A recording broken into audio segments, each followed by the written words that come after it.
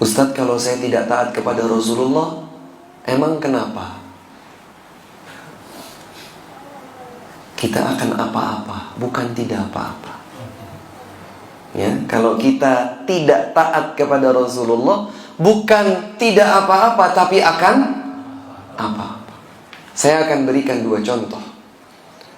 Dua kejadian nyata, bukan dongeng. Ada terjadi pada diri seseorang. Makan, tapi dia makan dengan tangan kiri. Ditegur langsung oleh Nabi SAW. Kul biyaminik, makanlah dengan tangan kanan. Kemudian dengan kesombongan dia menjawab, nggak bisa.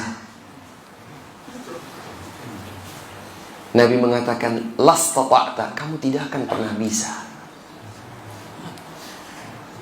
Dia makan dengan tangan kiri, ditegur oleh Nabi, disuruh makan dengan tangan kanan, dia bilang dengan kesombongannya nggak bisa.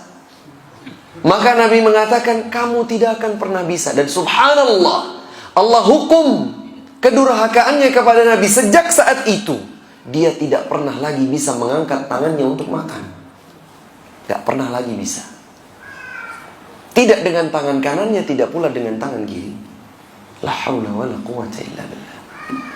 Ini kisah yang pertama. Kisah yang kedua, yang terjadi pada segenap kaum muslimin saat itu pada peristiwa bersejarah perang Uhud, yang Allah sebutkan beberapa kisahnya dalam surat Ali Imran. Nabi SAW mengatur strategi perang. Karena jumlah kaum musyrikin dari Mekah jumlahnya sampai 3.000. Kaum muslimin semula 1.000, kemudian berkurang 300 orang bersama kaum munafikin dipimpin Abdullah bin Ubay bin Salul. Tersisalah 700 orang. Bayangkan 700 menghadapi 3.000. Maka Nabi SAW mengatur strategi perang. Di antaranya adalah beliau menempatkan Abdullah bin Jubair Al-Ansari bersama beberapa orang ahli pemanah berada di Jabal Rumah. Satu bukit, anak bukit dari gunung Uhud di kota Madinah.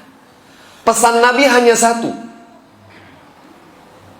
Apapun komando yang diberikan kepada kalian wahai pasukan pemanah, jangan turun dari bukit ini kecuali dengan perintah dariku. Perang pun berkecambuk. Kaum musyrikin terdesak kalah. Belum tuntas, ternyata para sahabat yang berada di bukit pemanah ini turun. Karena mereka mengira bahwa perang telah usai dan sudah terlihat ada rampasan perang di sana, di bawah. Diingatkan oleh pemimpin mereka Abdullah bin Jubair Al-Ansari, jangan turun. Ingatlah pesan Nabi SAW. Jangan langgar perintah beliau, taatilah beliau. Jangan turun kecuali dengan perintah langsung dari beliau. Tetap turun. Apa yang terjadi? Khalid ibnul Walid, salah satu panglima perang pimpinan Abu Sufyan ibnu Harb, kaum musyrikin saat itu, berputar mengelilingi bukit pemanah.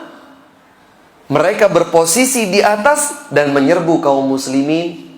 Berujunglah perang Uhud dengan kekalahan bagi kaum muslimin. Seorang individu tidak taat kepada Nabi, dia celaka di dunia sebelum nanti celaka di akhirat. Kaum muslimin dalam jumlah banyak melanggar, durhaka kepada Nabi SAW, kekalahan di dunia sebelum siksa di neraka.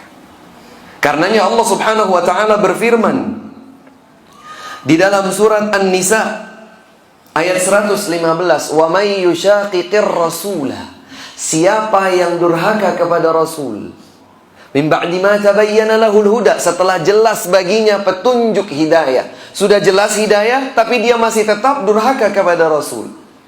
Wa yattabi' ghaira sabilil mu'minin, ternyata ia pun mengikuti jalan selain jalannya kaum mukminin. Apa yang terjadi? Nuwallihi ma tawalla. Allah menyatakan, kami akan berpaling sejauh dia berpaling. Wa nuslihi jahannam, dan kami akan masukkan dia ke dalam neraka jahannam. Wa sa'at masira, dan jahanam adalah seburuk-buruk tempat. Mau surga, taat kepada Rasulullah. Tidak peduli kita masuk surga, silahkan abaikan apapun dari Rasulullah sallallahu alaihi wasallam.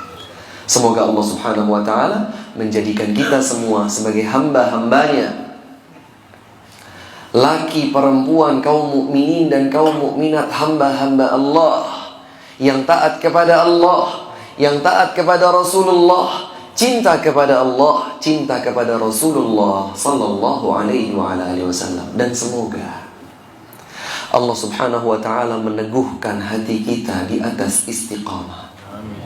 Bagi kita dan anak keturunan kita, bagi kita dan orang-orang yang kita cintai.